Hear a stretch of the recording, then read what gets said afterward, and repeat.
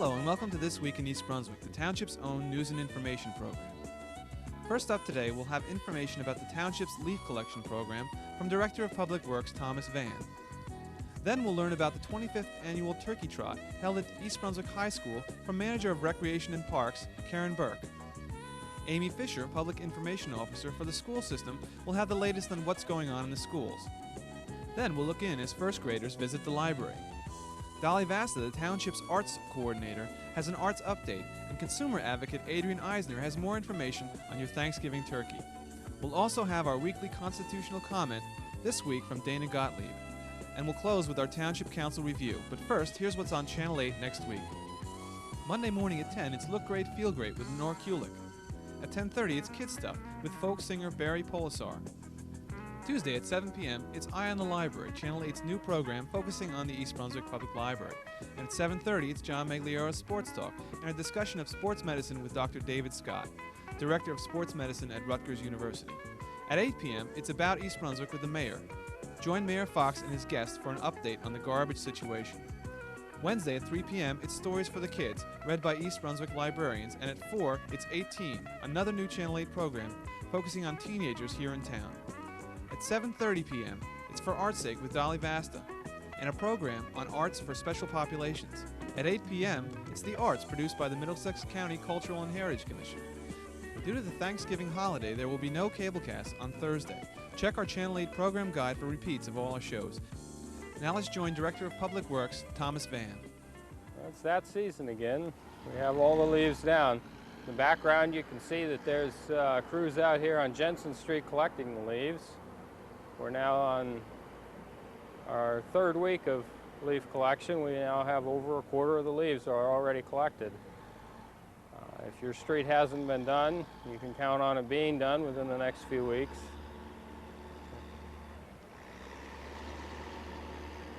For those of you who have decided to bag your leaves in the past year, you found that this year the Department of Environmental Protection will not let the garbage van pick them up anymore. These leaves, which are creating some problems to us, can either be emptied in the street just before our crews get in there, or we also have available for you on the weekend of November 21st, 22nd. You can bring them to the Public Works Center where a crew will be on duty to collect those. As you can see here, the front end loader is busy at work picking up the leaves with this machine we call a claw in the front. And he's piling them in the back of a specially modified garbage truck that will carry about 25 cubic yards of leaves. We expect before the season's over here that we'll have somewhere in the neighborhood of 400, 450 of these loads, which we'll be taking out to dump. We have a total this year of 677 streets to collect, and like I said, we've done about a quarter of them already. And I think we're doing very well. We're staying right on schedule. On Sunday, the Township's Recreation Department sponsored its 25th Annual Turkey Trot. Over 200 residents came out to participate. Judith Lebline, director of the Rec Department, hosted the event, announcing the starts and finishes of each race. There was a race for all ages, including a 50-yard dash for tots, a 220-meter run for seniors, and a 3-mile trip for all ages. I spoke to Recreation Manager Karen Burke about the events. Tell me what went into getting this together. A lot of preparation. Mostly our hardest problem this year was the conflict of time to get volunteers to help us on the field. Especially with the little ones, we need to have people at the desks so that we can separate the responsibilities to keep it running smoothly. Now, how many of these turkeys did you give out today? 82 we bought today, and we've so far given out about 58, I think, 59 so far. And how many races have there been? So far, we've probably had about 28 or 29 races. There's usually a male and female winner for each category. And some of the other prizes that were given out today? Yes, we were lucky enough to be given some Nets tickets from Landis Corporation from the Tower Center. And we have raffled off those tickets, 4 to a family, whoever won. And everybody that entered today got a raffle ticket. We also will take care of some of the, we have 2 fruit baskets One winner has already received his, and we'll call another one in about 10 minutes. Okay, great. It seems like it's a real success. They got great weather here, and hopefully you'll make it next year. If not, if you weren't here today. Thanks a lot. Great family day. Come on out. Bring everybody, grandparents and cousins and everybody. Come on out and have a good time.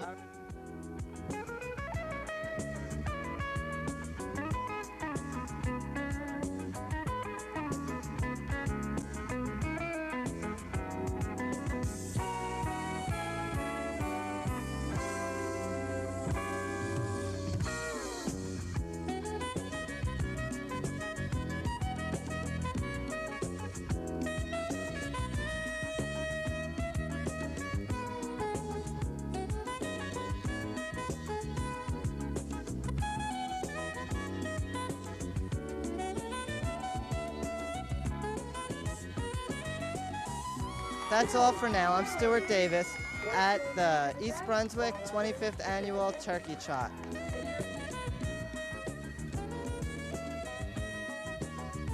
Hi, I'm Amy Fisher. I'm the Information Officer for the school district.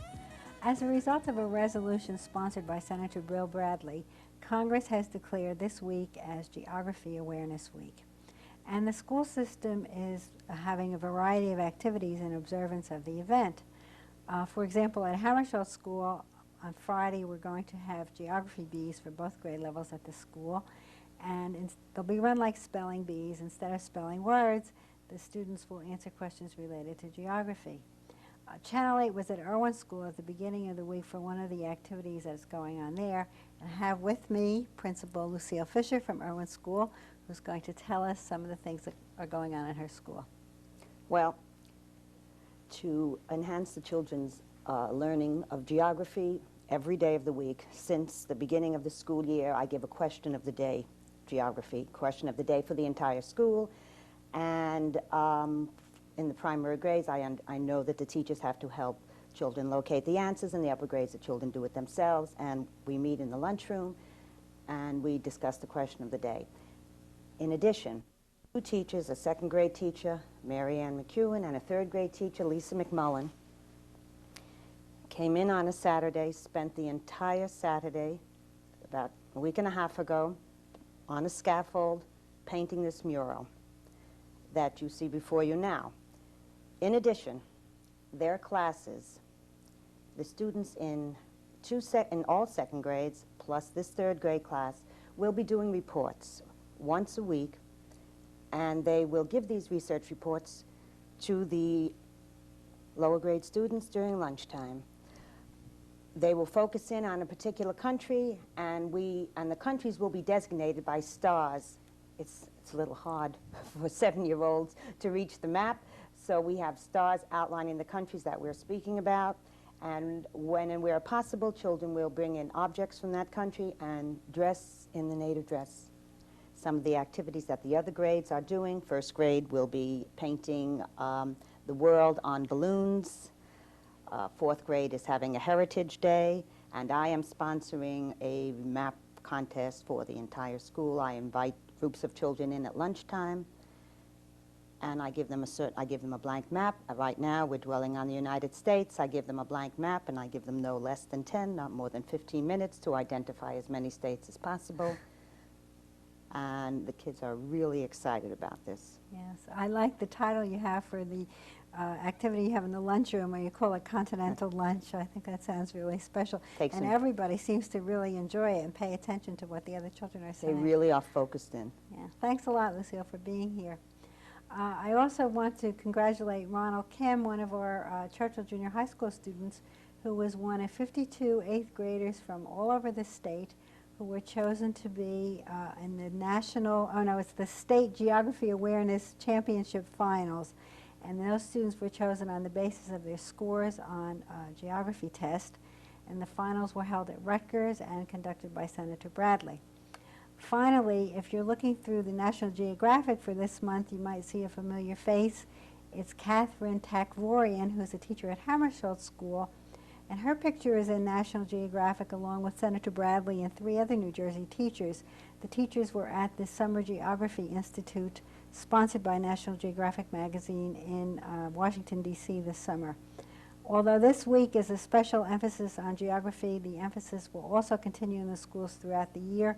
We have a new social studies supervisor, Bob Flood, who is encouraging more focus on geography at all grade levels, and we have a lot of new maps and globes that were bought as a result of this year's budget.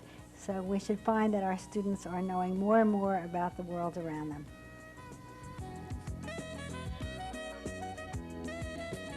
Each year, the Township's first grade classes visit the library for a special program. This year, over 500 students were introduced to the library, including this group of Frost School first graders. Applications for library cards had been sent home earlier so that the children could be presented with their cards when they arrived at the library. The kids enjoyed a special Winnie the Pooh puppet show performed by the Children's Services staff and a tour of the library. The best part for many was the opportunity to check out books they had selected on their own to take home.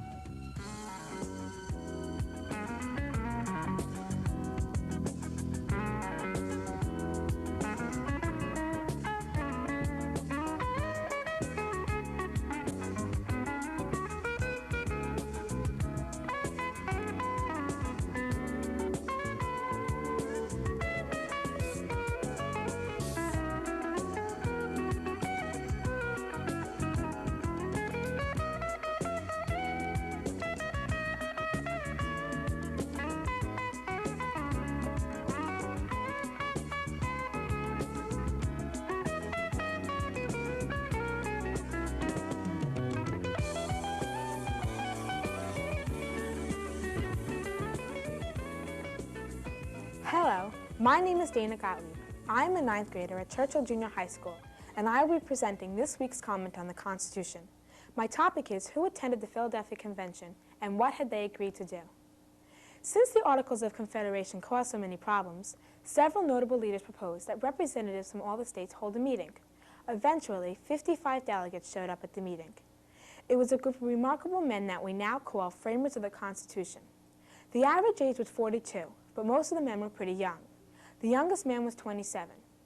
3/4 of the men had served in Congress. Most were admired in their own state. Many had political positions, and most had played important roles in the American Revolution. Some of the men were wealthy, but most were not. It was said that framers, without being rich, all are in easy circumstances, meaning they may not have been wealthy, but all led comfortable lives. Max Farrand, a famous historian, wrote, "Great men there were, it is true, but the convention as a whole was composed of such men as would be appointed to a similar gathering at the present time, professional men and gentlemen of leisure, patriotic statesmen and clever scheming politicians, some trained by experience and study for the task before them, and others utterly unfit. It was essentially a representative body. The framers agreed on two things. One, they decided not to rewrite the Articles of Confederation, which is what Congress suggested that they do. Instead, they started from scratch. The framers believed that the mistakes made in the Articles were so bad that we better not to use them at all and start from the beginning. Two, they also decided that whatever went on in the convention must be kept a secret. They did so for the next 30 years. They did this so that they could express their feelings openly without the pressure from the public. They also felt that the new Constitution would be accepted with open minds if the public didn't know about the arguments that went on throughout the convention." Thank you. Hi, I'm Dolly Vasta with your local arts update for the next 2 weeks. And let's begin with this Saturday night at Playhouse 22. Let's see, that's November 21st at 8 p.m. The foreign film, it's a Chinese-American film called The Great Wall. It's a wonderful comedy, and tickets are still available. You can call my office 390-6825 through Friday at 4 o'clock. After Friday at 4 o'clock, please call the Playhouse itself, 254-3939, and leave a message in. I come in early on Saturdays, and I'll get it from you. On Sunday, November 22nd, we have our 6th annual photography contest going. The theme is My Country, and I've had a lot of phone calls on it this week, so I think we're going to have a great turnout. For all of you who have who are going to put in pictures, and for all of you who are just interested in photography and seeing pictures judged, why don't you join us at 2 o'clock Sunday afternoon at the library. There will be cash prizes for the winners, and it's always a lot of fun and very informative. let's see, on December 6th, for all of you who are starting to get really into the holiday bustle, why don't you take some time off for some music from the Christian and the Judaic faith, done by the Philo Musica Chamber Choir. It's a great afternoon. It's only $3, and it starts at 3 o'clock at Playhouse 22. That's December 6th. Let's see, what else do I have going? Oh, yes, we have had some marvelous feedback on our show, Dance for Special Populations, so I'm really excited. That's going back out next Wednesday, which is the 25th of November. That's at 7:30, and it will be showing again Saturday morning, the 28th. And I want to prepare all of you. We've done a very special show, the crew and I from here, as from our family to yours, for a holiday special. And it's going to be on, I'm reading this, Wednesday, December 9th, and Saturday, as far as we know, December 12th. It's the Shoestring Players, and it's a full-hour special. Hopefully, you'll gather the family around and join us for it. Let's see, I have one more thing on my list of entertainment, and that's we'll be doing a bus trip to see Sophisticated Lady, and that's January 20th. And I realize that's kind of far ahead, but by December 15th, I have to give them a head count. It's at Crossroads Theater. We will be taking a bus from the Civic Center at 7 o'clock and be coming back by 10:30. The price is $16.50. It includes great seats and the bus. So if you're interested, as I say, call my office. The last thing that I wanted to talk to you about, I got a letter from the Highland Park chapter of the American Recorder Society, and this is kind of a new society, and it's very new to me. And I told them that I would do a brief announcement about it, and they are having a special meeting on November 18th and December 16th. And the lady to get a hold of, if you are interested in this, is Donna Messer, M-E-S-S-E-R. She's president, and she lives at 431 Lincoln Avenue in Highland Park, New Jersey. And I know she will be very glad to hear from you as they're trying to get this whole Recorder Society organized. I think that just about does it for this week, so I'll see you all. In the meantime, take care. Hello, and welcome to Consumer Aware. I'm Adrienne Eisner, Director of the East Brunswick Consumer Affairs Office. Last week, I gave you some tips on buying, storing, and thawing your Thanksgiving turkey. Today, I'll be giving you some pointers on stuffing your bird and what to do with the leftovers. If you are in a hurry, you may want to bake your stuffing in a greased, covered casserole during the last hour while the turkey roasts. And an unstuffed turkey takes less time to cook than one that is stuffed. It may seem like a good idea to save time by stuffing your turkey in advance, but that's inviting trouble because harmful bacteria can multiply in the stuffing and cause food poisoning. Turkeys should be stuffed only at the last minute. The cavity of the turkey should be stuffed lightly because stuffing expands as it cooks. Well, so far so good. You bought the kind of turkey you wanted, you thawed it properly, and cooked it according to directions. Now, what to do with the leftovers? Handling cooked turkey incorrectly can result in food poisoning.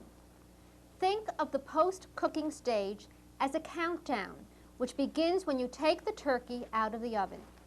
From that time, you have approximately 2 hours to serve it and then refrigerate or freeze the leftovers.